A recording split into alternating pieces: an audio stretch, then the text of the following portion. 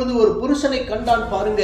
அந்த புருஷன் வேற யாரும் அல்ல, 20 வருஷத்துக்கு முன்னாடி ஏணியின் மறுமுனையிலே பார்த்த அதே கர்த்தர் இன்றைக்கு வந்து விட்டார் என்று சொல்லி அவன் கர்த்தரை நோக்கி மன்றாடி கெஞ்சி போராடி மேற்கொண்டான். பிரியமானவர்களே, ஆசீர்வாதங்களை பெற்றுக்கொண்டான்.